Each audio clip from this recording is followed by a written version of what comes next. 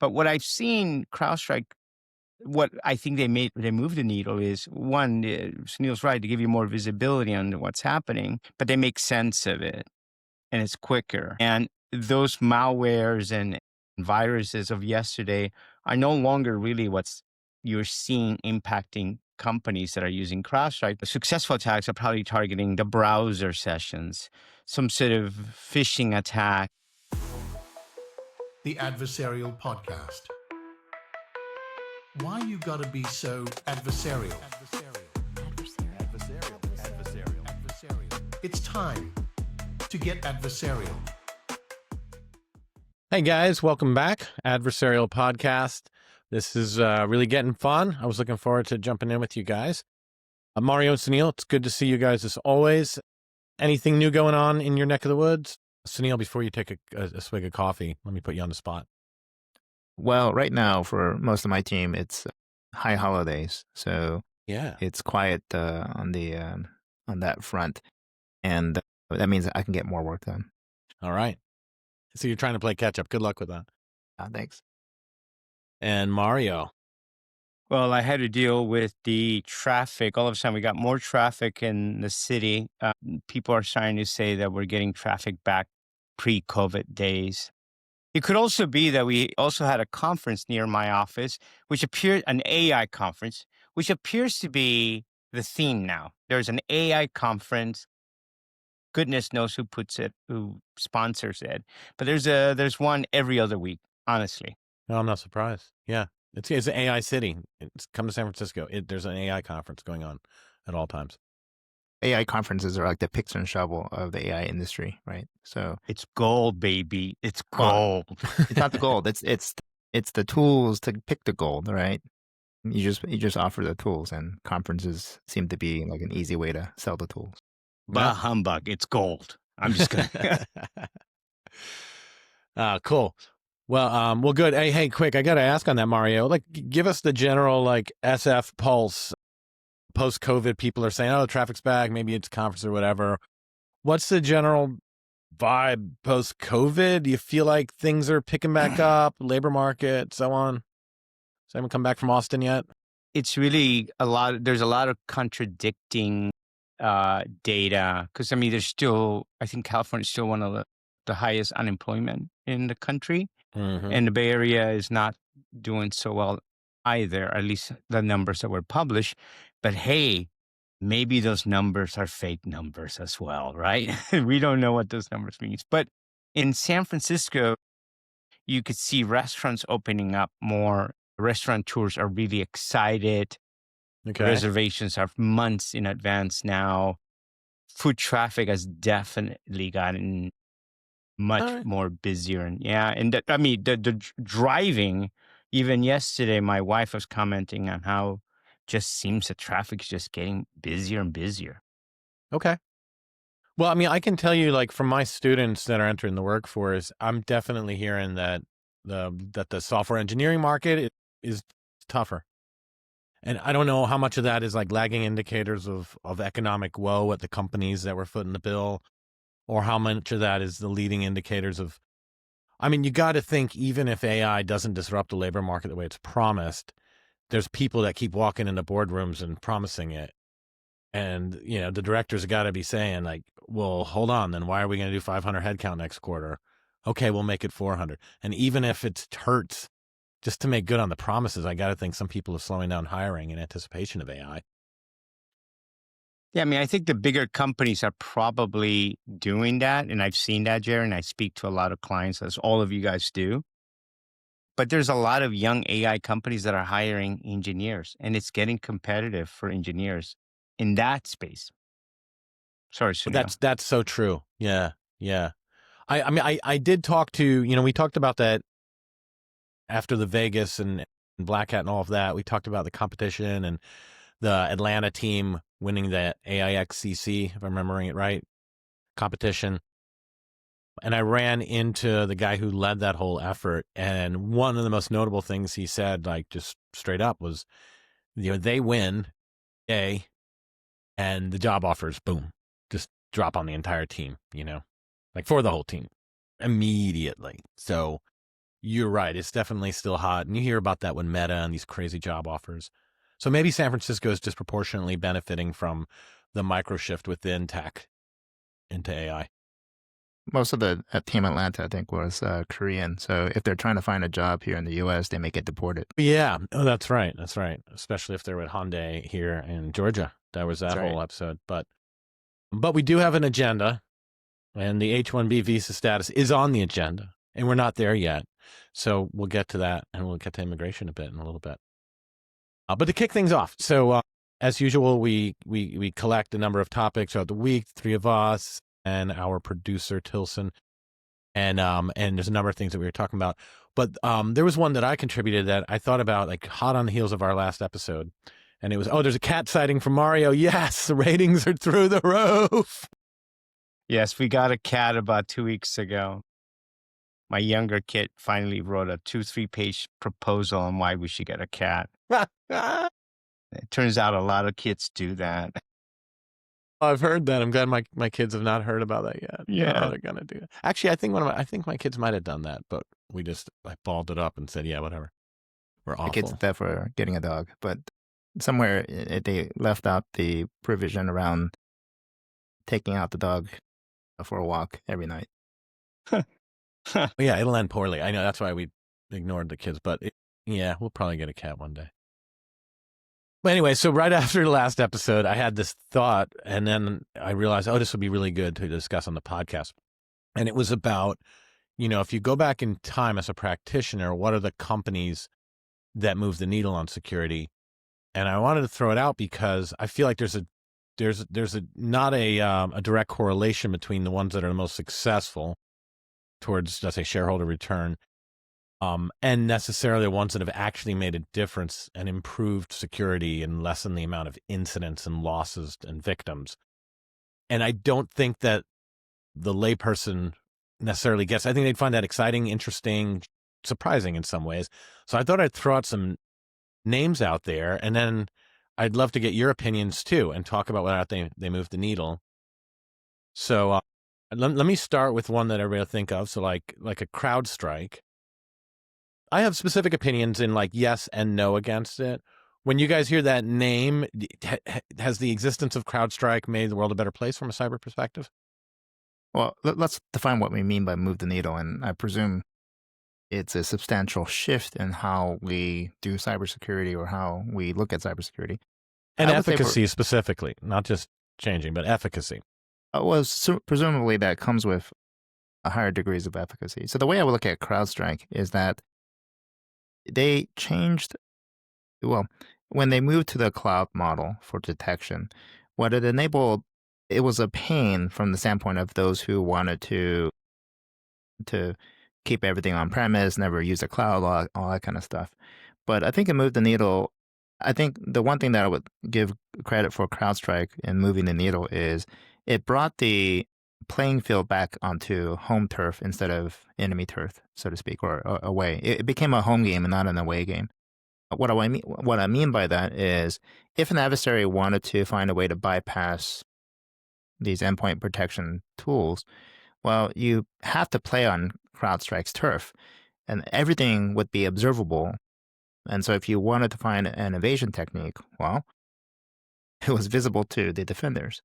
You couldn't try out different evasion techniques without tipping your hand, so to speak.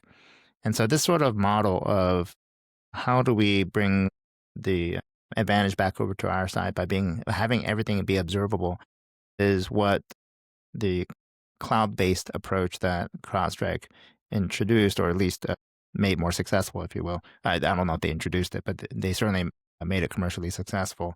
I think that changed the game for a lot of it. I would say CrowdStrike has made a change, a big difference. And I'm going to I have to break it into Microsoft, CrowdStrike on top of Microsoft and CrowdStrike on top of Macs. And so I need to do that because my last 10, 12 years has been predominantly in Mac shops. One of the things I had at Snowflake was we're not going to have PCs. And that held true for many years until maybe the last 2 years at Snowflake. So, but anyhow, So I'm looking at it from a Mac perspective, and maybe traditionally there's been less your conventional viruses, malware on Macs than there are PCs. Maybe not. That's just my very crude observation. So take that with a grain of salt. But what I've seen CrowdStrike, what I think they moved the needle is, one, Sunil's right, to give you more visibility on what's happening, but they make sense of it and it's quicker. And those malwares and viruses of yesterday are no longer really what's you're seeing impacting companies that are using CrowdStrike. Most of them are probably using successful attacks are probably targeting the browser sessions, some sort of phishing attack where it's not an actual malware, but something targeting the user logic, user access logic. And so that's kind of moved the needle. If you really look back 10, 15 years ago, a lot of it was, again, malware, virus, your typical thing. You open it, you double click on executable, and there you go. You got compromised. I don't think we're seeing that as much. Now, again, I got to put it with a grain of salt here. My world has been Macs in the last 10, 12 years. Well, I'll introduce it by saying, like, to me, CrowdStrike is a million products, but there's two really, and there's EDR and EPP, which I don't think that's as ubiquitous a term, but endpoint protection, right? Which was a successor to antivirus. And EDR is a totally wild, crazy animal that real people don't ever deal with, but it's what they're advertising, what they sell, what they charge for, is you're going to see the adversary and be able to stop them and react and respond. And I think they move the needle on EPP, on endpoint protection. I forgot, Sunil, that you're totally right, that they pushed everyone into getting over their hang-ups on cloud when it came to security tools. Because it used to be, oh, it's cloud, laugh, laugh, laugh. It's supposed to be security. How could it be cloud? And CrowdStrike finally just did the right things to win that argument and paved the way for SentinelOne and everyone else to be able to be cloud forward. Great. But that's really like an EDR story. And I think that EDR hasn't moved the needle, and that's a huge statement. But for the headlines that drive us to hold a podcast and that we talk about, it's not like, oh, they didn't have the right EDR or their team was in the middle of responding and they didn't quite do the right thing. It's usually, the companies who are killing execution on the endpoints aren't making the podcast. And then the ones that are getting ransomware and all these old school attacks just aren't running some kind of endpoint protection. Like, I think it killed that double click ransomware lateral movement quite effectively. And not just CrowdStrike alone, but I felt like they led the wave and that it made a difference. Yeah, but I wouldn't put CrowdStrike as the one that moved the needle on EPP, mostly because EPP and endpoint protection and the antivirus stuff. By the time CrowdStrike came around, that was mostly a solved problem. And being in the EPP space was really just to be part of that broader platform. Why do I want both EDR? Why do I want two different tools for both EPP? But hold on, I'll argue with you about the EPP thing. Like, and go back to your initial point. You were right. The notion of EPP was around, but I think CrowdStrike, and perhaps through the cloud first deployment, ubiquitized the coverage of EPP. Right before it was like, what happened to Norton? I thought we had Norton, yeah, but not on that, and it's expired. And I think after CrowdStrike, it was like accessible. Like everybody had a next gen EPP. No? I would disagree. I think Microsoft would have won that battle by saying, "Here's Defender." But that was later, right? In my recollection, that was like on the heels of CrowdStrike. I think of Carbon Black. I think of Symantec. I think of, and Carbon Black's later after Symantec, but before CrowdStrike. I think of Cylance, for example, a company that was acquired. I forget who acquired Cylance. BlackBerry, yeah. Yeah, BlackBerry. There you go. Yeah. So I don't know, Sunil. I think I'm going to be contrarian. I think maybe EPP was going down as operating systems were getting better. Their, kernel protection, etc. But I think CrowdStrike, personally, professionally, I thought they made a big ding on that. It was better than what I used CrowdStrike, Cylance, and the other ones. Yeah. So at the timing of CrowdStrike's appearance does fit along the lines of like when EDR was a needed capability.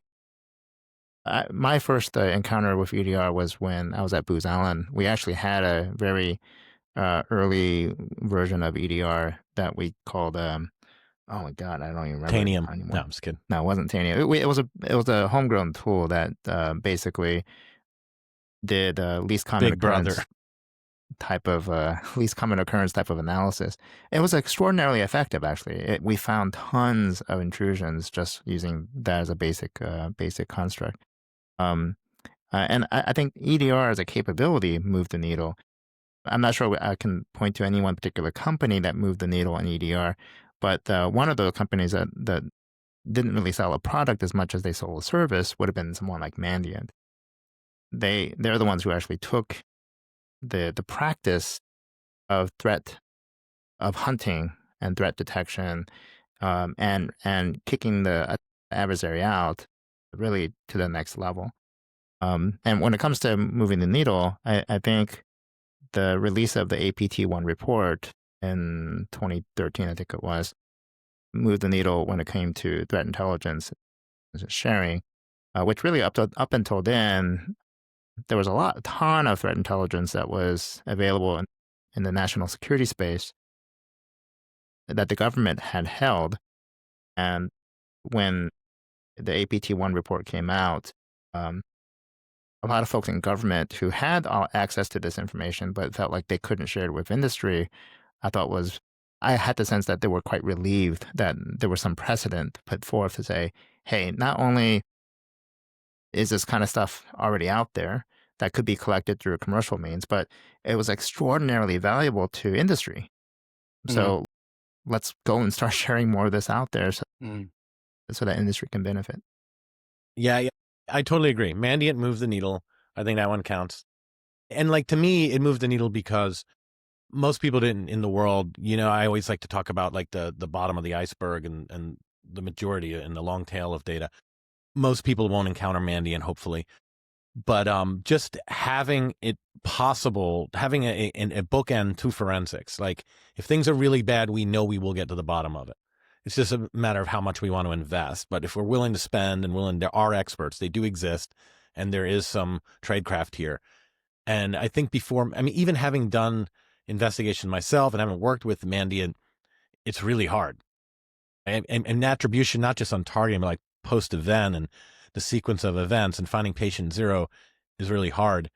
And they've really professionalized that. And I don't think the individual, getting to the bottom of Equifax and whatever it really made a difference, because by the time they came, the damage was done. But I think establishing that level of expectation and the threat intel that came out of it definitely influenced like how we do security. So I give them kudos there. Well, you guys kind of stole my thunder. I was going to pick Mandiant next, but boy, you really both screwed me over. So I'll echo everything you guys have said about Mandiant and CrowdStrike. So I'm going to go a little bit left here and probably going to be controversial. I think BugCrowd made a difference. And I'll tell you how Totally. BugCrowd is. Okay, and I'll tell you how BugCrowd made a difference. Okay. There was a man, what's his name? Chris, I forget his last name, but he used to be the CISO for Dropbox. And I remember him being, as a requirement, to be a customer with them to run their business. When I was at Snowflake, they required that we did some sort of bug crowd program. So we ended up using these guys. And I was kind of like, fine, I'll do it. But I mean, we do all these really mean stuff to our code and our environment. And we hire a ton of red team people internally and externally. What the heck? But what I found was that when we expanded it, not just to include our production environment where everything's, all that stuff, all the goodness of Snowflake was, and you start expanding it to other services that we use, maybe not, and certainly not directly connected to Snowflake or anything like that, but there were external services that we used to support the business. That's where we started finding some very interesting nuggets along the way. And that helped. I mean, because ultimately, maybe that doesn't get you access to production, but certainly get your name in potentially headlines. So I I do have to give totally background. echo that. I mean, I think the theme we have here is like, what's the space that moved the needle and who pioneered the space? Bounties, bug crowd. Sunil? Well, yeah. I mean, I was. Casey Ellis is great, and he's a great friend, the founder of Bug Crowd and all. But I think to the point about that Jerry just made in terms of the space, there's HackerOne, there's Bug Crowd, there's Senac, there's a whole bunch of other bug bounty, outsourced bug bounty sort of offerings out there. I think what actually moved the needle in this space overall was actually Hack the Pentagon. So the Pentagon was willing to really push the envelope here and say, hey, let's normalize this as a standard of practice. And if you recall, way back when they did that, they picked two companies to lead the charge here, and that was HackerOne and BugCrowd. I don't know if I think the space was just really getting its legs, but then I think what really helped drive it into light speed mode was the Hack the Pentagon. The Pentagon willing to make that a very public thing and say, hey, if the Pentagon's willing to, if the DoD is willing to do this, then hey, industry, you should do the same. Yeah, and I can tell you, echoing Mario's experience, ran bug bounty programs, ran them early, ran them with Casey and Bug Crowd, and it was without a doubt the highest fidelity security risk identification tool we ever operated, still is for companies I work with today. And I think it's really essential. But when I go into companies that don't run bounty programs, I still run into, we've been thinking about it. What if something breaks? Oh, the lawyers think it's icky to invite people to hack us. And case studies like the Pentagon, I mean, they clearly move the needle for companies to really be willing to adopt this. So for listeners out there, if you're in that camp and you're thinking about doing bug bounty, but you're not sure and so on, just do it 100%. And if you get any guff at all about like, is this safe? Is this prudent? Let them know the Adversarial Podcast that it's absolutely fine. I'd tell you one thing that for me, it also made a difference was you can now put it in a scalable way. This is the key, scalable. Put it on your website. Everybody's had it mostly for years now, decades, on their website. If you see a vulnerability or something, security, please email us here. Go to this email and let us know. And typically what you ended up getting was a bunch of ruffians just bloating, spammers loading, like just sending you crap and overloading your security email. So that was always kind of challenging for us. But using these bug bunny programs, it allowed one a much more, they can get rid of those ruffians. They can ferret them out. Good cop, bad cop, right? Bug Crowd told them, no, not you. Right, exactly. And then they could be your first line of, not defense, but your kind of triage security, right? Threats to say, is this legit or not? Does this meet the policies of the engagement that you put on your website? So they, I got to give them, it made me not have to hire those people internally. Because usually you wouldn't have hired one person. You would spread the love across your IR team and other teams within the security organization. But what it allowed us, it afforded us to focus on other things higher, more tailored attacks, things that were we thought more legit, and allow these bug bunny guys to handle the day-to-day problems. Massive win. Yeah, and that was a big win for us. Yeah, I'm glad you brought that one up. I had one that I probably feel more strongly about than any. Okay. I think that there's one technology that has, believe it or not, curtailed cybercrime and cyber activity by at least an order of magnitude. If this wasn't around, things would be dramatically worse. And I'm giving the credit to Cisco because I did a little extra research on the history of it, but the technology is NAT. And I'll give an honorable second prize, maybe even a tie. NAT IP. Network address translation. I'm getting Linksys is tied with Cisco.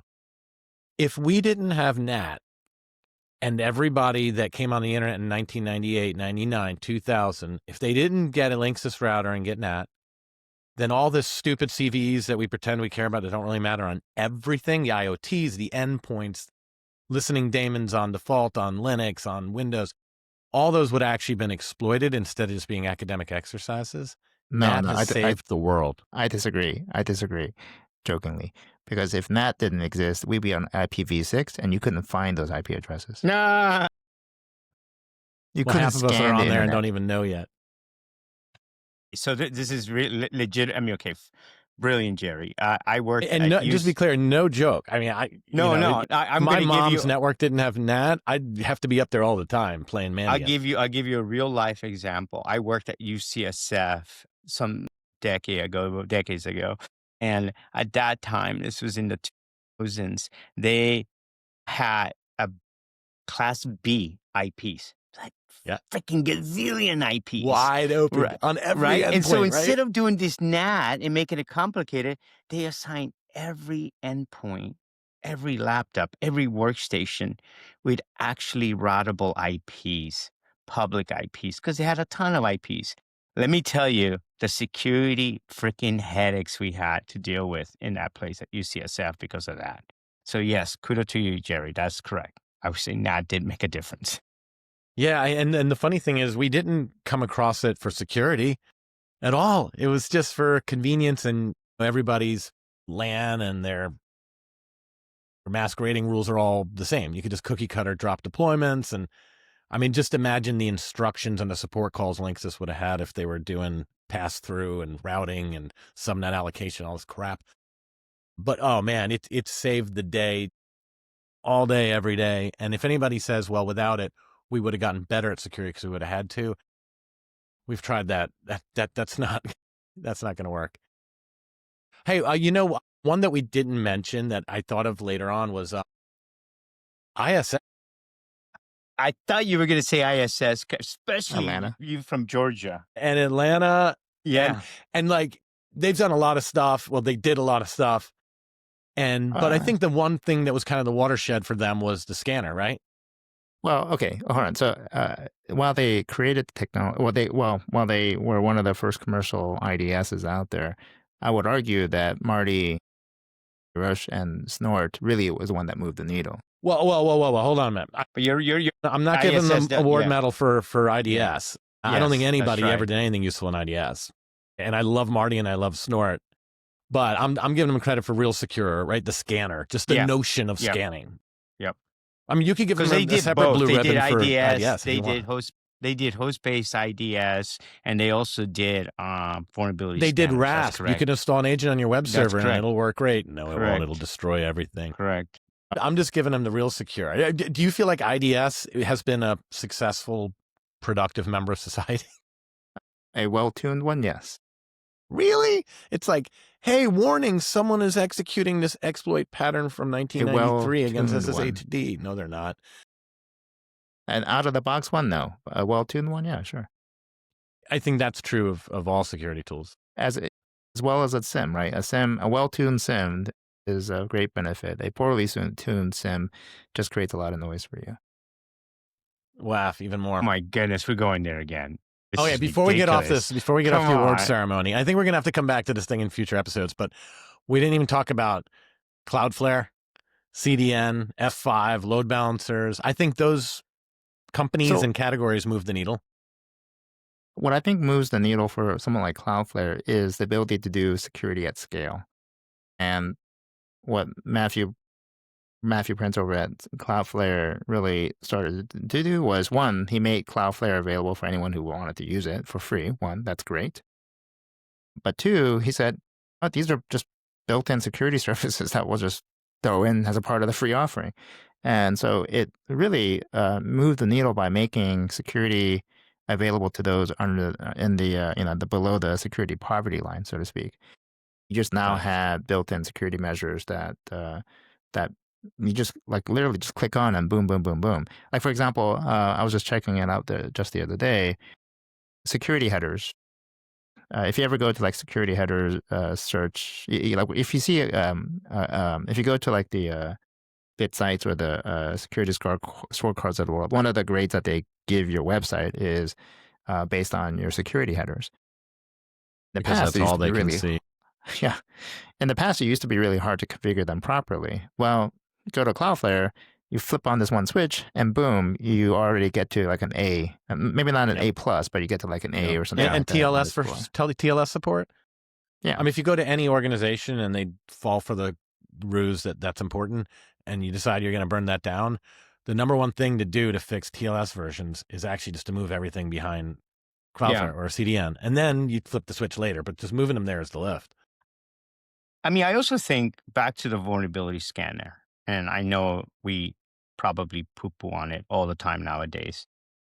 If you go back in the 2000s, early 2000s, you had things like Woo FTP or ISS 4.0 and 5.0 with all these scripts that were accessible through the public internet. They give you access to your directory. And people were just, I don't want to say if we were being sloppier with our code, but I don't know what was going on then. Okay. I think people were just like if you go back 30, 40 years ago, people were smoking cigarettes and drunk driving like no tomorrow. And I think we kind of as a society changed. I think the vulnerability scanners have made a difference. I don't think I used ISS when I was at EY because that's what we used to do our initial scanning, but it was a pain in the ass to use. I would rather see Nessus. Nessus made it easier. Yeah. All right. Yeah, it was EI. much easier than You ever use ISS. EI? Yeah. Retina? Yeah. The Retina scanner? Retina. That thing Exactly. badass. Exactly. I mean, you go back. SMB. So anyway, so I think vulnerability scanners, as much as I look down on front on them, they did move That the do needle exist. early. All right. Well, this is Sunil's got something. Go, Sunil. Well, the whole notion of vulnerability scanners is being able to throw stones at glass houses at scale, right? And that tells you, oh, I live in a glass house, and maybe I should try to secure this glass house. And yes, that's helpful to some degree. Tools like Metasploit also certainly moved the needle in helping us understand what our vulnerabilities were. But I'm not sure if it moved the needle for defenders in the sense of really just fixing an actual problem, right? It's one thing to become aware of the problem. It's another thing to actually go and burn down vulnerabilities and to actually truly fix things. Yeah. Mediation. I don't know. I'll push back on that, Sunil. But go ahead. Well, I mean, again, just discovery is one thing. I don't know if I would call that a moving the needle type of just being able to find vulnerabilities. Any fool can find, well, just generally speaking, it's much easier to find vulnerabilities than it is to go and fix them. I will say, if we look back, I think there were more network exploitable vulnerabilities back then and less of them now. There's tons of vulnerabilities out there that are yet to be discovered. What I think really moved the needle very recently, we hit upon it at the very beginning of the show.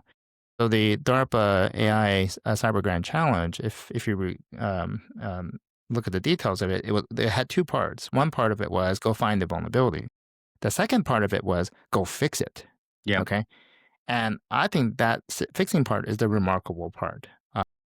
Edit vulnerability, or the way to fix for each vulnerability, whether you want to deploy it or not, it's a different story. But just fixing the vulnerabilities is what's going to really move the needle. Just finding them, I don't think is as much. Okay, so this is all full circle here. So I started out by agreeing with Mario, and then I vehemently agree with Sunil as he's, rebutting Mario here about vuln scanners, right? And I think generally vuln scanners cause a lot more harm than good now. And it's not because they don't fix things, it's because they create a bunch of false positives and noise, and they lack context, and they take highly paid, important people away from the real problems. So I'll say bug bounty killed the vulnerability scanner, because a bug bounty is just a vulnerability scanner done right, which is, it's smarter and it's got the right vantage point. But when it comes to, were there more network-based vulns back in the day, Linksys. So it's NAT again. But first, in 1999-ish, I looked it up. It's like 1994, and then it reached ubiquity by the end of the 90s. NAT for egress saved our ass big time. We don't even know the problems we would have had. But don't forget, fast forward, F5, the hardware load balancers, I guess Radware 2, A10, there was a whole little camp of them. And then the CDNs to a different extent, they ubiquitized inbound NAT. Because you remember in 2004, everybody was NATed going out. Everybody was using RFC 1918 addresses on the LAN. Great, going out. Your data center was full of valid IPs. And that's why they were more network-based vulnerabilities. There's the same amount. It's just you started having too many boxes. You couldn't keep up with the IP addresses. And you started overloading IPs on load balancers. And they went to farms of servers. And they started having private addresses. They still had just as many vulnerabilities. But you only open port 443 now because you it was default deny when you had NAT. So Yeah. NAT saved us again. I need to give a counter argument to Sunil, because I really do this vulnerability thing. I again agree with most of what you guys are saying. However, most of the vulnerabilities that I see nowadays, a local attack, some way they get on your machine and they elevate their privilege. You see that everywhere, constantly. It's just, give me a break, people. Got it. Right? Now, I'm going to ask both of you this. If you're a security person and you identify a network vulnerability exploitable that's publicly accessible from the internet, you're going to tell me, and there's a patch, you can patch it. You're going to tell me that business is going to push back on that nowadays? Again, network-based attack, going to gain you freaking root level from the public internet without any credentials. You're I going to don't get think pushed so. back. I think they're not. They're not going to accept that risk. Correct. But is that what you're driving towards? That Yes, most because risk I think acceptance is vulnerability not that scanners hot? began to show us, those early vulnerability scanners, as noisy as they were, they began to show us things that were exposed to the public internet that were very easy to exploit via network. I gave you, again, Woo FTP as an example. I gave you ISS 4050 with those scripts that they had. Yeah, but Shodan won that, not Yes, I was going to say Vulnscanner. Shodan did that. I don't think our real secure scanners did that because we did that from internal. We Yeah, didn't do that. yeah. We didn't do most of that scanning from outside from the internet-facing side of the world. Yeah. Hey, Yeah, I agree with that. Shodan Yeah. gets one of these awards too. That's Yeah. right. Yeah. Yeah, I I agree on that. agree. Yeah, we All agree. right, cool. This was fun, guys. I mean, it's not literally an awards show, and we're certainly not trying to be exhaustive. And anybody we left out, we just haven't gotten to Plenty yet. Well, we of got to talk people who about. should get Oh man, there's recognition. so many, right? We got to keep on going on this because there's ones that I want to make sure we, empirically Encryption. We never even crap talked upon. about encryption. My goodness. There's What the other heck? kudos we got to give out. And then encryption, yeah. God. Yeah, I'll just go ahead and give that one Jira right now. But moving on to what's been going on lately. So look, there is a steady cadence of disruptive based attacks, right? No matter what else is going on, there's always someone's offline. There was just Heathrow and a number of continental European airports were disrupted and were completely offline because there was a downstream supplier that went offline because of a cyber attack. But for a whole month of basically September, Jaguar Land Rover has had this production pause following a cyber attack. And man, I mean, it seems from everything I read that they pulled the plug at some point. So it's hard to tell how much true disruption there was from an adversary versus it's going to happen unless we pull the plug, so we self-inflict.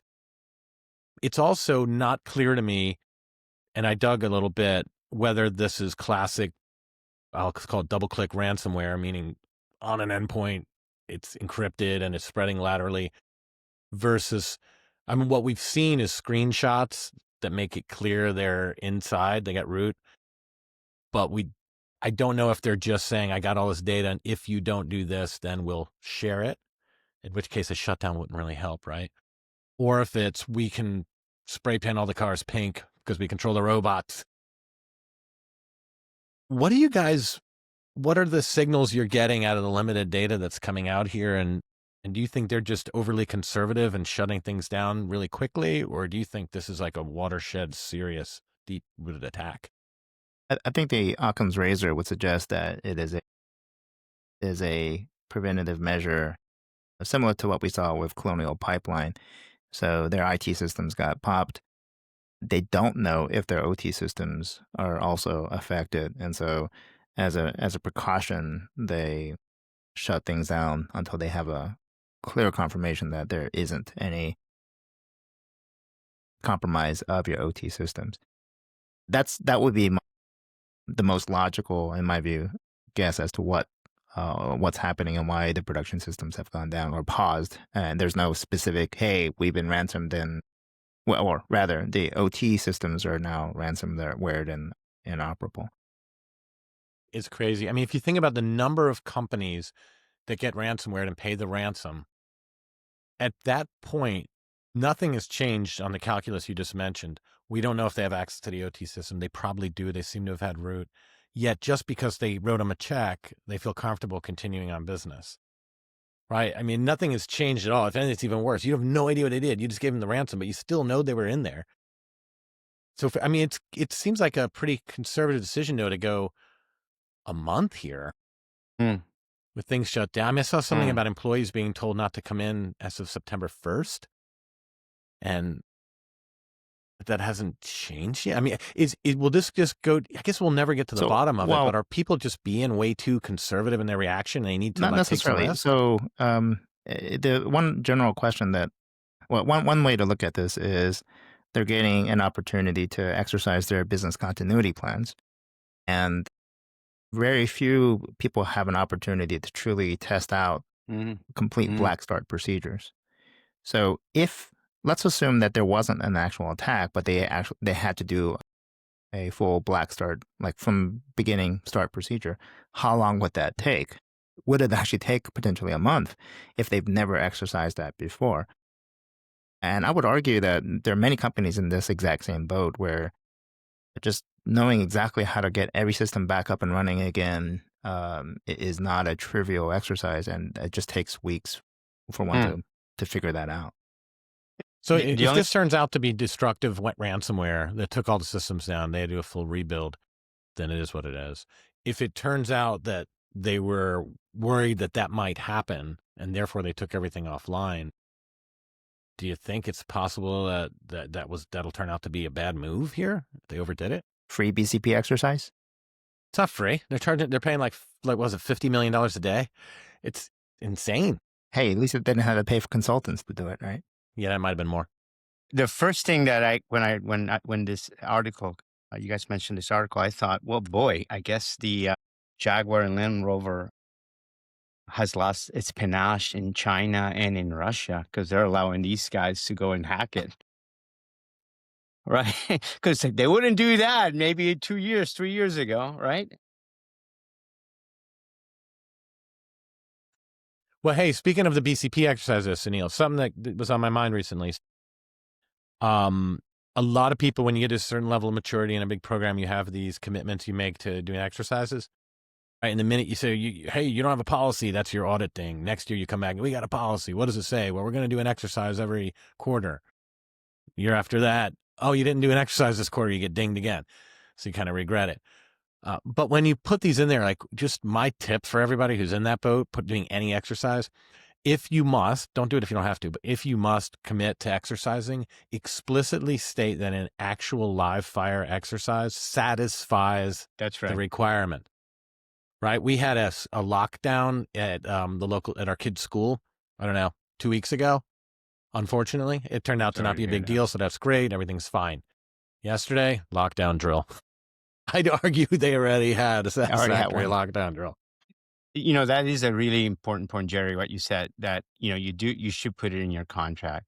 If people are mandating a BCP be performed annually, doing what you just recommended is gold.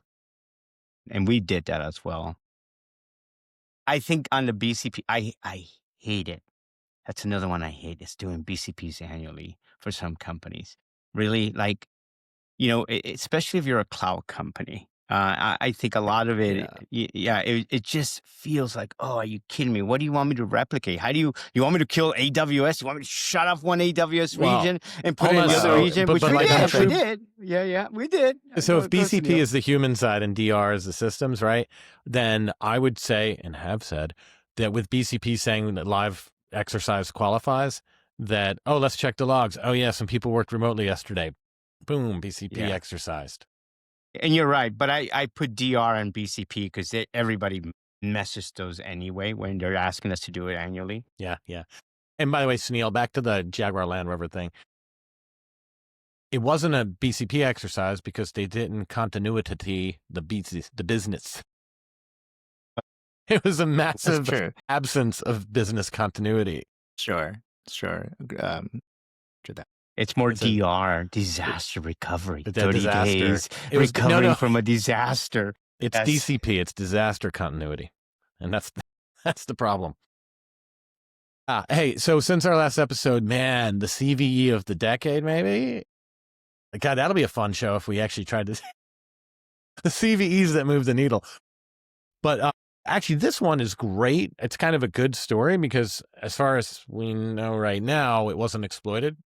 No. Okay, so first of all, for the listeners, we're talking about the massive Entra ID problem where I forget the researcher's name. Anyway, he's a well-known researcher, but he discovered the one key that rules them all, so to speak, for everything in Azure. And Jerry was about to say, well, as far as we know, nothing. Well, it wasn't compromised, but that's actually part of the problem, which is there were no logs associated with the use of with these tokens. And so Microsoft says, hey, we don't really know if there's no evidence of this being exploited in the wild, but that's because they don't have any evidence. Like they literally don't have evidence. There's no logs associated with the use of these tokens. It's only if you make changes do you actually see residual artifacts of that. But if there were no changes and it was just purely read only of whatever's in your Azure tenant, there's zero evidence of that. And statistically, what are the chances that this one individual limited resource security researcher found something that none of the national intelligence agencies ever found? Probably not great, huh? Well, so that you can't prove a negative, right? And that is one of the big challenges that we have in security. And there's a common exercise that we do perform, which is when we see this type of event, the question that will come about is, were we affected? And the answer, we of course want to have a definitive yes or no, but in this case, it's we don't know. We don't know if we're affected. So what does that mean? We hope, of course, that it was only this one researcher that discovered it and nobody else. But it could mean, for example, any secrets that were in anybody's environment could have been exposed. What if I were a stealthy, wanted to remain stealthy, I would just use whatever I discovered at a time of my own choosing. And you wouldn't know how I got that token or how I got access to your environment. And Sunil, maybe for audiences, I'm sure people have read it, but can you give us a TLDR again? What this is? What is it? This one token to rule them all? Well, so actually, part of what I'm really struggling to understand is how Microsoft allowed this to even exist without logging. So what are the patterns or anti-patterns that enabled this to exist without any sort of way to know that it's being used or abused? So essentially, what was discovered was this one token or set of tokens that basically granted access to any Azure tenant, regardless of who owned it. And it essentially is a master key. It's a master key that allowed you to touch any tenant within anyone's tenant within the Microsoft ecosystem. I think there was some specific belief that the government, the GCC side of the equation, wouldn't have been affected, at least not in terms of this particular token. But if they were using the same architecture, then the GCC environment would also have been exposed in a similar way with a master token that could be used to hit any tenant within from the vantage point of another GCC tenant.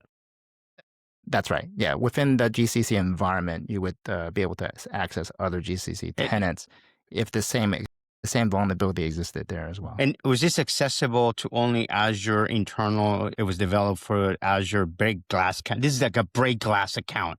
When all stuff hits the proverbial fan, this is the one account that can still get you in if something that we were broken. Is that kind of what I'm kind of insinuating here? Why it existed? I don't know what the use case was for Microsoft to have this there. As a cloud provider, I'm telling you, that's one thing we usually leave one token to break glass in the event something. It's never like somebody intentionally did it for malicious intent or even So granted, right. A break glass use case is a legitimate use case. And so what I was trying to think through, as I was hinting at earlier, is when we have such patterns that may be necessary for operational purposes, you would also expect that pattern to also say, when you break glass, let's make sure people know you broke that glass, right? Yeah. There's a sound, there's residual things on the floor. Except in this particular case, when someone used this token, it was completely invisible. I got it. So let me tell you what I think happened. Because they did not collect the read access. Let's say you just logged in, you didn't make any changes. You're just accessing something with this token, so you don't see it. The problem was they couldn't rotate it easily because they did not know what it was accessing or what it had access to. So they were concerned that it might break something. I mean, Microsoft hadn't known about this. I think what happened for them was they did not know what the impact would be to rotate, because to rotate a token, it's not that hard, guys. It shouldn't have been this hard. But I think, to your point, Sunil, because you could not see the events, the logs of that token being used anywhere, you didn't know how impactful it could be if you changed the token. So I'm going to give them the benefit of the doubt here. Well, I think all this brings up a really interesting point. And so about if you have no logs, we don't know. So one of the lectures I do is I do 2 lectures in a row that are about incident response. And the first one, I define like a taxonomy for incidents, like severity levels and that sort of thing. And the next one, which I just did yesterday, I walk through, 2 days ago, I walk through up to 9, depending on when we run out of time, sample incidents, which happen to be completely real incidents from my past, but I don't have to disclose that there. And as I go through them, I stop and ask the students, like, what would the severity be here? What would change that? What extra info might become apparent? And there's 2 in there that are really similar to this. And it brings up a philosophical discussion that the students started asking about. That's not a clear answer. And they're about, in the absence of logs, should you assume the worst or should you assume benevolence? And the 2 examples that I use are, one is, guys, so we had a red team. We did M&A, closed the deal. Part of our M&A playbook was have a red team hit it as soon as it's closed. Did that. Hey, we got all of AD, right? And we did it from an external vantage point. Here's this kill chain. We were able to go in there. But by the way, while we were on this Windows joined web host, we found a tarball on there or a zip file, whatever it was. And it was 7 years old and it contained all of an AD dump. And it was in a web directory, right? That's a classic thing, right? You crack RC on a web server, you get whatever data you get, you put it in one of the directories of the web server, and then you can download it. So, the kind of legal mindset is, well, let's look through logs and see if who or whatever ever accessed this file, partly to see like adversary's attribution and so on. But if you have complete logs and no one ever accessed it, then it's okay that someone broke in and created a tarball, right? Of course, no logs, not back to 7 years, probably not even back to 7 days, real life. So you just don't know whether they really downloaded it. That's Exhibit A. I think there you could pretty safely assume that they downloaded it after they created it. Maybe you just feel differently, meaning if you have disclosure requirements around a breach that they kick in. B is you get an email from Sunil, I bet you remember his name, the security researcher who decided to brute force iterate every dictionary attack against S3 bucket names. And then as he found them, he found a bunch that were unprotected and started tweeting about them all. Yeah. You get an email from that guy or tweet that says, hey, there's this S3 bucket, has no ACLs on it, it's wide open. Yeah. And, oh, that's awful. And then you start thinking, well, did anybody else guess this name? Did they find it in the past? You look at logs for access. Of course, there's no logs. And in that one, I'd lean more towards, no, this security researcher was the first one to come across this. I'm not saying that's conclusive. That's not my decision to make, bring in the lawyers and so on. Do you have a overarching or do you have a rule of thumb of in the absence of logs and data, whether you raise the alarm and call the lawyers and start talking about notification requirements versus you say, nah, it's good? At the end of the day, that's also a risk management decision, right? It's not a risk management decision in the context of notification. It's a risk management decision of, do we assume compromise And do we, for example, rotate credentials, do we take Sure, yeah. action as if we were compromised? Or do we do we leave behind, do we monitor for certain things that would suggest compromise has occurred and therefore we need to go and rotate things? Going back to the earlier point about moving the needle, like one of the folks that I would have said moved the needle was Harold Fink's The Canary, which is exactly for these types of situations. We don't know if we've been compromised, but we have canaries littered around such that if you happen to use one, well, we now know we got compromised, right? Yes. And that sort of indication is a super strong signal. So I think we have a situation where if you haven't been proactive in doing something like that, then you are left in the dark and you're going to have to make that hard decision. And more than likely, most people aren't going to do anything. Okay. But if you feel like you have to do something, but one additional safety measure, this would be something like a canary would have been one of those safety measures. But it's hard to go back in time, eh? Yeah. And by the way, just I want to clarify something. I was describing this as a master key, but it's not just a single key. So in the sense of, Mario, your point about rotating keys and such, that's not exactly what the nature of this particular issue was. The issue was that Microsoft had these impersonation tokens that you could use and that are commonly used, but the problem was that these impersonation tokens weren't being properly validated.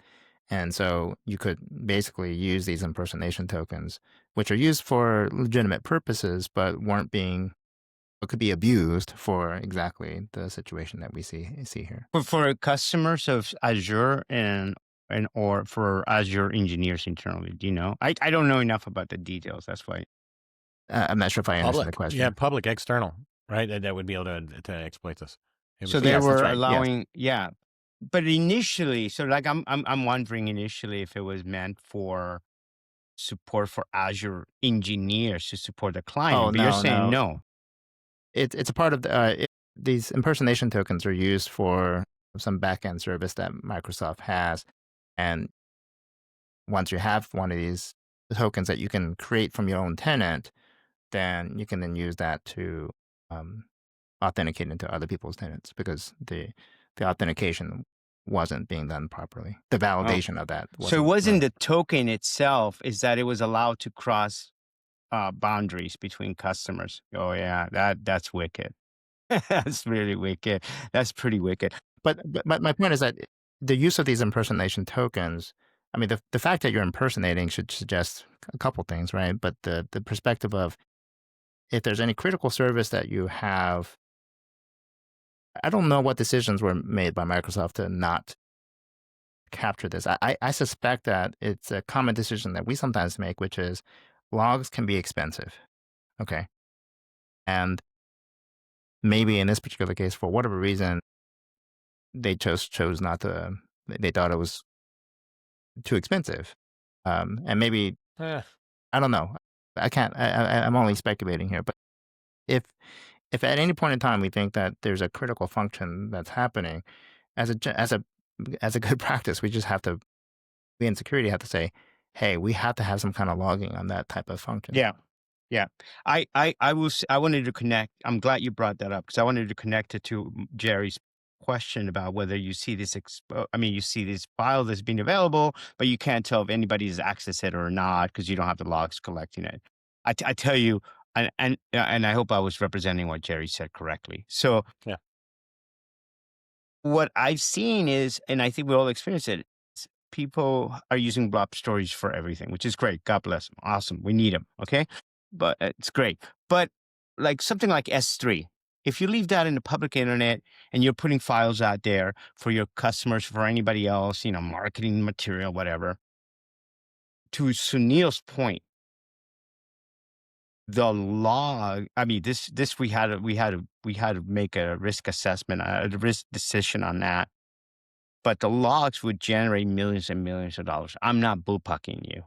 Just read only from the public internet would be millions of dollars worth of logs on S3. So That is not advisable, folks. I know it sounds like every security person, what the hell are you saying? You're not capturing logs? Well, you're I saying, agree. well, right. But you're saying, well, okay, fine. What I'm going to monitor and capture logs is anything that writes to it. So I want to make sure that only the people that can publish are coming from an internal source within your company that's trusted, and you monitor you log that activity. You say Mario's team added that file. Okay, great. As long as that continues to be the case, you have a relatively control of saying, I know where that file came from. At least you're collecting those logs. And you enforce a policy, and there's ways of doing this, not just by policy, not documentation, but actual technical, that you don't allow production data or anything like that to be exported into those S3. So you only do marketing material. And you say, fine, I'm not going to worry, as long as it gets uploaded from the right place, an acceptable place that we have reviewed, and the kind of data that's getting uploaded. If it's just marketing material everyone's going to access, I'm just going to put it on the public internet, and I'm going to let it not log access from the public internet. Does that make sense for Reed? I think that's Conditional logging, I'll call it. That's like conditional access. Like if you know this thing's always okay, stop talking about it. But to Sunil's point, it gets really, I think that's what Sunil was saying, it gets really expensive. Oh, yeah. And what you don't want to do is A, log it all, B, agree when the lawyer suggests that's a record of the company and needs to be subject to 7-year retention period, right? And C, assert it in an audit that's going to test you to make sure you still have the logs if they're not doing anything. But before we move off that one topic, one thing I think you guys would enjoy is when we get into like, how do you make a decision in the absence of logs and whether or not you need to cry foul or not? And I think we've all been in situations like that. Joe Sullivan, I think he would, preach on this, that the answer is you don't have to make that decision, and you certainly don't have to do it in a vacuum. Get the brass in the room, give them all the facts, and let the GC and the CFO argue this one, and outside counsel and everything else. And doing that, the more you increase the audience, the more it's going to bias it towards, there's accountability here, so we're going to err on the side of disclosure. But as a CISO, D&O insurance, all that stuff, most important thing you can do to stay out of the woods is just to impregnate the rest of the senior management staff with these types of problems. Yeah, syndicate the risk decision. Syndicate the exposure. That's right. All right, this has been a fun one, guys. Hey, one thing that is on our docket, I think we can make it through this last topic here, is the H-1B imbroglio. I know for me, I saw, I think the most frustrating thing about the current governance cycle, if you will, is administration cycle, is the media and the vector in which information comes out, like proclamations coming via tweet and stuff like that, is just feels so unofficial. So I think it was on a Friday, if I remember right, that this news dropped. And then there was this great 24, 36 hour period where there was a lot of ambiguity and confusion and people rushing back into the country and killing travel plans and on, about H-1B visas having $100,000 fee on it. For a while, people were starting to make pronouncements about how this was going to work and that it's going to be $100,000 per year and every year. And that was just fabricated. Turns out to be a one-time application thing. And then everybody just assumed it was for existing H-1B holders at first too. And then it was clarified it would be for new ones starting in 26, I think. So it went from, maybe this is even strategic. If so, it's brilliant. It went from the end of the world to, okay, it's only things that would have been the end of the world if they were the only news to begin with. But I think we're uniquely positioned to talk about the impact on cybersecurity and team makeup and the people that we've worked with and whether or not this is going to be impactful and change the direction of employment in the cybersecurity industry. Do you think the H-1B plan and handicapping it this hardcore is going to have an impact on it? Okay, so let me state a couple things just so folks know where I stand. I'm very much pro-immigration because I myself am an immigrant, and I think immigrants bring a lot of value to the economy and to us as a country. With that said, H-1Bs specifically were meant to service a certain type of need. The need being we can't find qualified people in the U.S. population, citizen and permanent resident population, and thus we need to bring folks from outside the country to fill some of these roles. The question here is, are we in the same situation? Are we in this situation as it pertains to cybersecurity today? Okay. Do we need to hire people from outside the country to fill cybersecurity specific needs? I would make an argument that the answer is no. Hmm. And the basis of that argument is somewhat based on this notion of what does the cybersecurity market look like now? And Jerry, you probably have a view on this because you teach cybersecurity at Georgia Tech, right? And you have students that graduate, and the question is, are they able to find a job right away, or are they stuck in being able to find a job? And if they're stuck in being able to find a job, it's because are there not enough jobs, or are they not qualified? If they're not qualified, then you can argue that H-1B might fill that need. But I will tell you, when I used to work at a certain bank, we hired a lot of H-1B people that were just out of college or just out of graduate school, right? And so it's not like they had any more qualifications. By the way, they were actually extraordinarily qualified from a technical standpoint. I mean, my goodness, the education they got was incredible. But at the same time, what do we need to fill these roles? And I would argue that for cybersecurity specifically, I would question the need for H-1Bs to fill the gap that we have today.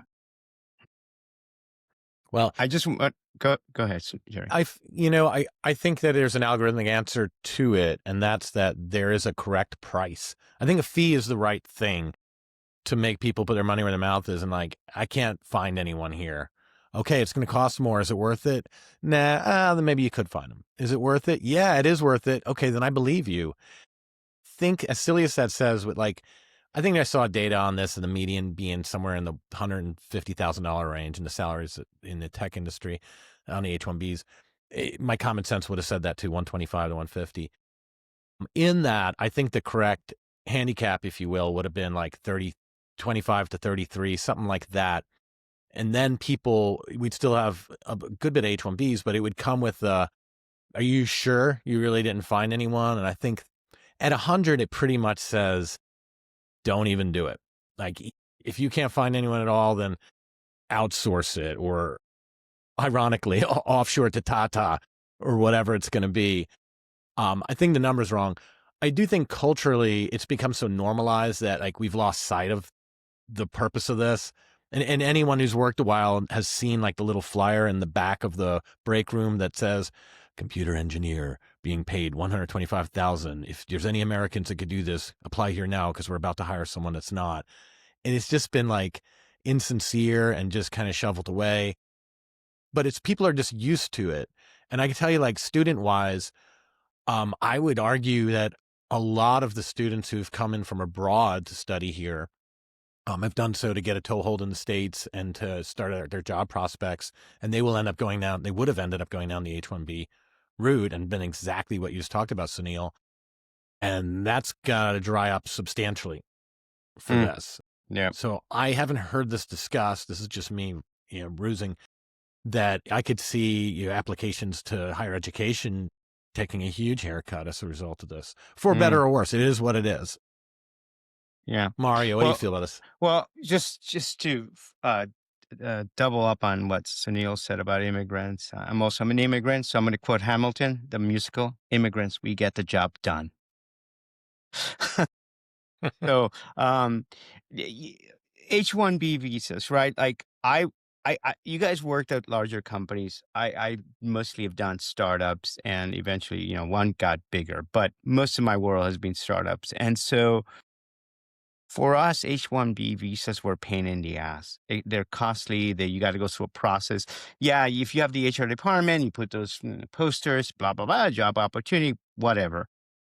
But if you're a startup and you don't have a name recognition, it's hard to find competitive, talented people. Okay. And then I'm also going to break it up a little bit. And this is such an overgeneralization. I'm going to get dinged by both of you. So bring it. Where we use H-1B visa folks, where it's not in the traditional developer place. Like if you're developing a product, so this is what you're selling to the industry. That's not where I saw H-1B visas folks use. Rather, it was in the enterprise, the IT organizations that needed some Salesforce administrator or some Workday administrator. Some stuff, folks, honestly, that Jerry, Sunil, I struggle to find any student in engineering at school that's getting a degree wanting to do administration of Workday or Salesforce administration after It's they get interesting. out. So what you do is you say, well, I don't have that. And so I can't attract who wants an engineer put yourself an engineer who's gone to Cal or Stanford or big name or whatever, and you paid hundreds of thousands of dollars for your education, come out of college to go and become an administrator to Salesforce. You're not really doing a lot of coding. I know there's Apex code, whatever, but that's not a lot of coding per se. So it's not the most sexiest job you want to get. So it's hard to find talent and find experienced talent to administer these business applications. It's so use the word so experience. I knew. Let's go. I'm going to stop. Yeah, But I use the word experience, but I would argue the H-1B candidate wouldn't be experienced in managing Workday either, right? no, that's interesting. You said, okay. Well, wait a minute. Am I missing something here? Are you saying that? Oh, give me a little bit of flavor on that. I want to hear that. Well, I mean, I'm okay, and this is my experience. Yeah. Your mileage may vary, right? First of all, most of our H-1B candidates did go into development jobs. For They you didn't guys, do- for you, in your Yes, experience. yes, Okay. absolutely. They The went same into- here, but I'd also say most of our technology workforce was software engineering. So therefore, Yeah, it yeah. carried it. Did they do back-end administration of things like SharePoint and Workday? Only if they didn't do. Eventually, maybe if they didn't do so well as a development, we wanted to keep them or something, then they may SharePoint migrate to admins. those type of jobs. But certainly, they didn't have that type of skill coming in, right? And if I actually wanted to hire somebody to do that, and I didn't find somebody experienced, then I would just basically hire somebody from the U.S. just out of college and say, "Hey, go here, do this." Okay. And usually as an intern, and they build up the competency to do it as a full-time employee. I don't know of an IIT program that says, here, let me help you specialize in managing Workday, right? It's not a degree that'll come out of a Yeah, but there's a lot. IIT Okay, school. so I get your point, but there's a lot of people that what I was exposed with had that experience in their respective countries because their respective countries focus on that in supporting enterprise applications. We don't. I mean, okay, just to name a obvious one, India, for example, maybe even Argentina, maybe Singapore. I don't know, but a lot of them were doing that in their original homes. We maybe hired them remotely, whatever, but they were already in America and they already had that experience, and that's what we were looking for. And by the way, it wasn't less money. We were paying comparable money here in the States for anybody. I mean, so it wasn't 100,000. I mean, we're talking north of 150,000 easily for Yeah. these jobs. So it's not like they were not good jobs, good paying Right. jobs. We just couldn't find talent, Well, local talent in the Bay see, Area. And I think, like, to me, the hiring patterns, the cultural hiring patterns and the ethnic hiring patterns and major enterprises are, to me, have been viral. Like, people hire the communities they run in. When it comes to word of mouth, it's, other people that they know already and that they associate with. And so, like, I would say, like, if you wanted more diversity in your team, then you need to start by having hiring managers who are diverse. And then it becomes viral and things just are self-serving there. And I think where we got off the rails a little bit on H-1B and lost the mission, if you will, it went from, we can't find a U.S. citizen, so let's go and expand the search now after a certain period. It went to, I know this guy, and thanks to the H-1B program, he can get in. And the search has started there. It's not like it went there after a period expired. And I mean, on paper, that's what we were asserting to, was that we had run through the search and we posted this thing on the corkboard in the back of the refrigerator for a whole 3 days, we swear. But, and so in that regard, it is, it's not in fulfillment of the mission. I think it would be equally viable to change the mission of it and say that's not what we meant to do with this. But for the way it's stated and what it's supposed to be, than putting some kind of additional, and there is an overhead, like, Mario was pointing to, there already is an overhead to sponsoring an employee, but this makes it very tactical and very measurable. When you mentioned Mario, I think it's something like 60% of the CS students at Georgia Tech are from India specifically. So like it's objective, the data, and you didn't just throw India out of there out of the blue. Like we definitely see a lot more representation out of India. And then in a feeble attempt to try to not be biased, you threw out Singapore. I'm glad you did, because that reminded me. I was like, I've never heard anybody from Singapore even leave the city. Feeble attempt. Come on, man. Like, the sure as I'm not flying over here to get an H-1B. Like, man, there must be like two I had to people. throw something out there. But it's funny because it's really interesting, because I was gonna say I worked in Singapore. I ran, had teams in Singapore for a long time, and Singapore. It's interesting. If there's a spectrum to draw here, I like to do that a lot, right? Where on one hand you have this of like, well, we're going to penalize you for going offshore. On the other hand, what Singapore did was they incentivized you and would pay some of salary. I think it was a third of salary for the first 3 years or something like that, if you would hire a Singapore permanent resident. Wow. And they've been running that for, I guess, about 5 years now, in cyber in particular. I mean, there's a few disciplines, but specifically cybersecurity, because they wanted to commit to that. And it was impactful enough financially that we really pushed in that. And it was hard. It was hard to find PRs, right? The majority of the folks over there were from neighboring countries, from Malaysia and China. Indonesia, if not So China. Neil said China, right? China. You mentioned China before. A lot of Malay and a lot of Indonesians as well, with massive salary disparities, by the way. It was like for PRs versus people that, came from 6 miles away.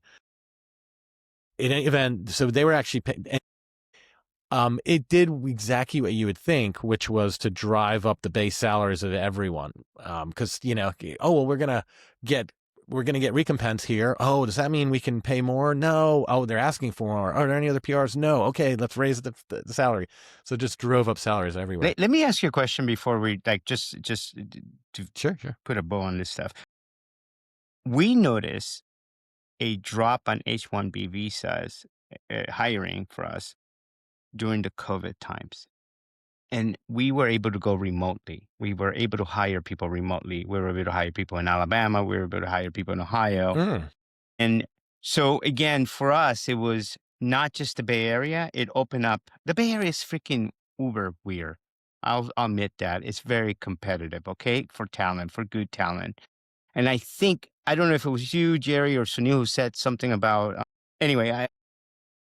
but what I'm trying to highlight here is once COVID came and we were working remotely, we were able to tap into other markets in the country. Domestic markets, yeah. Domestic market. And there were, U.S. citizens or legal residents. And so our H-1B visa dropped. Or it could be that people were sick and they couldn't fly from people weren't flying. They weren't traveling. Right. And maybe that's what it was. Yeah. I mean, what do you guys think? I think, look, remote's gotten a bad name at times for totally different reasons and nothing to do with that. But you're right, it does enable people to go into different parts of the United States. But what I think, if you meet halfway between remote first and enclaving and doing H-1Bs, I think the middle ground is what we're seeing is hubs, right? I mean, we're seeing it all the time. All the big companies, all the Fortune 500, not literally. Now they're saying, you need to work in one of Atlanta, Dallas, Nashville, right? These kind of more affordable cities. And so that's probably kind of doing what you're talking about, Mario, but without just quite opening the floodgates and remote. You got to be within 60 minutes of Huntsville, whatever it is. You hear it all the time. All right, guys. Well, I'm glad we touched on that topic. That was a fun one for sure. And I knew you guys would have some good insights on it. But we ran a little bit long today. This was great. We got tons of stuff, and I can't wait to the next one already. I think we've got 4 or 5 different topics that didn't make the cut this time that are going to be fun for next time, and maybe we'll get back to a little more of the award ceremony as well. But thanks, guys. I hope you guys have a great weekend, and I look forward to the next one already.